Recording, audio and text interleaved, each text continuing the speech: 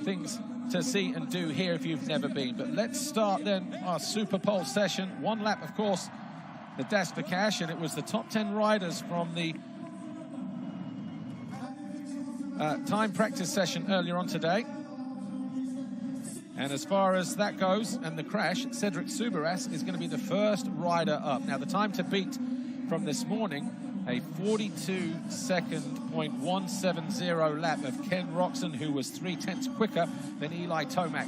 So Cedric Subaras didn't really get a chance to put a good lap in at 44.5.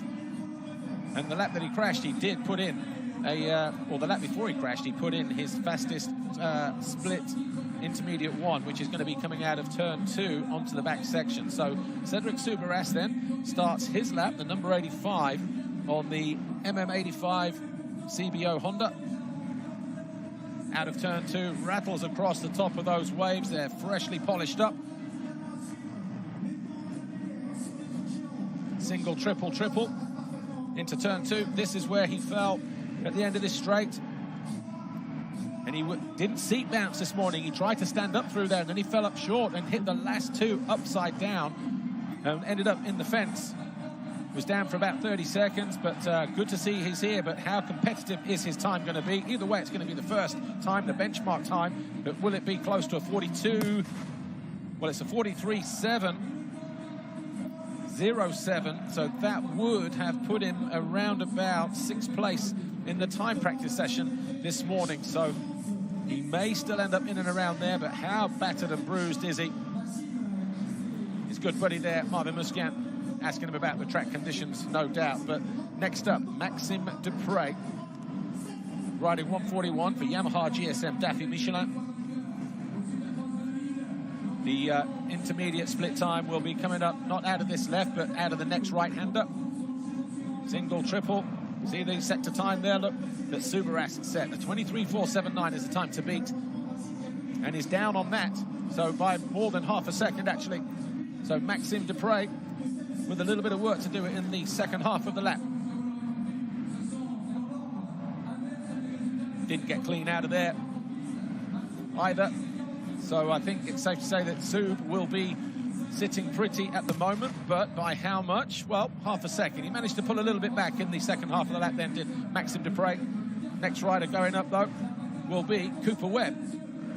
And Webb about to hit the line now to start his Super Pole lap. This determines the grid position for the first sprint race of the night.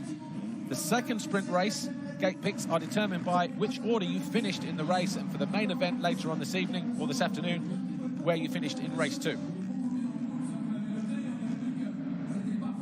So Cooper Webb looks like he may be the fastest through. Yes, and he is by only 1900ths of a second. So the Red Bull KTM rider then going on a charge.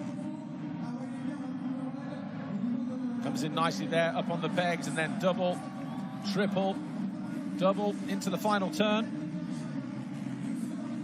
Should be quickest, and he is by 1.2 seconds. So a good end to the lap for Cooper Webb, 42.450.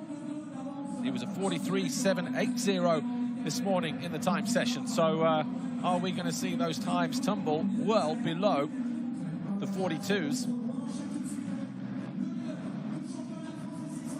Next rider, Thomas Ramet. Ramet was 7th this morning with a 43.76. Cooper Webb has already gone quicker than that with a 42.450. Ramet getting across the whoop section on the Yamaha GSM Daffy Michelin machine. Looks quick in sector 1 as well, but can he hold it together? No, he loses about 3/4 of a second to Webb.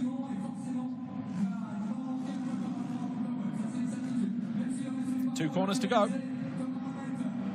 You can outside and triple into there. So Ramet hits the line. Will he go second? Yes, he does, and it's a 43.593. Wow, 1.1 seconds. So Cooper Webb already higher up the leaderboard than he thought he would be. Remember, 10 riders in this Super Pole, and he was 8th in the time practice session this morning.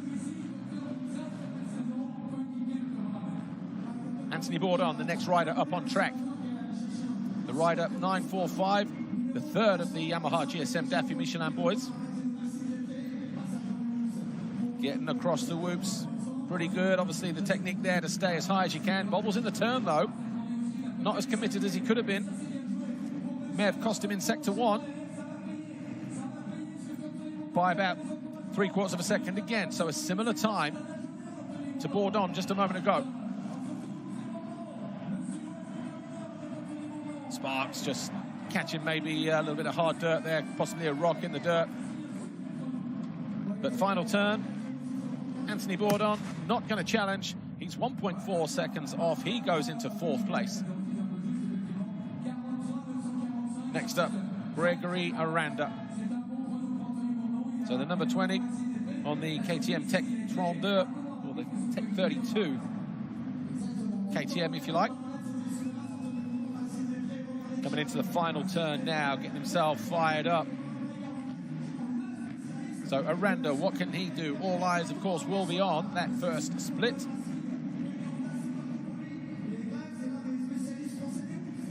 Nicely done through there. Good drive on the run up towards the whoops and good technique through the whoops as well. Is this going to be the first time to challenge Cooper Webb's first split of 23.287? Yes or no? Looking good. And we get it. Just under half a second. Wasn't clean coming into land there, though. Did he lose that advantage? Yes or no? He's got to pull out all the stops here in the final couple hundred meters or so. Urged on massively by the French fans here. They sense, oh, how did he stay up there? Both wheels drifted into the turn, and he loses 0.08 of a second and stays second. So this is a massive improvement. No wonder he's got a smile on his face there, Cooper Webb. Next up, Marvin Musquin. Fans will be on their feet right the way around this circuit, no doubt. Can he get pole? Remember, he messed up in Super Pole yesterday.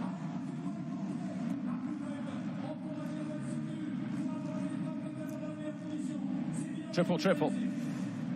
Marvin Musquin, 4th in time practice this morning.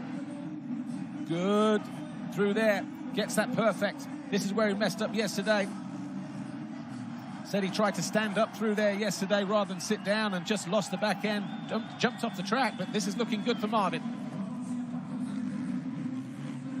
Over the line, and Musquin goes pole by a massive margin, 0.7 of a second. Cooper Webb now down to second, being eclipsed by his Red Bull KTM teammate. A wry smile on the face once again. Not in a good way though, Coops. Would of course love to have stayed there on pole.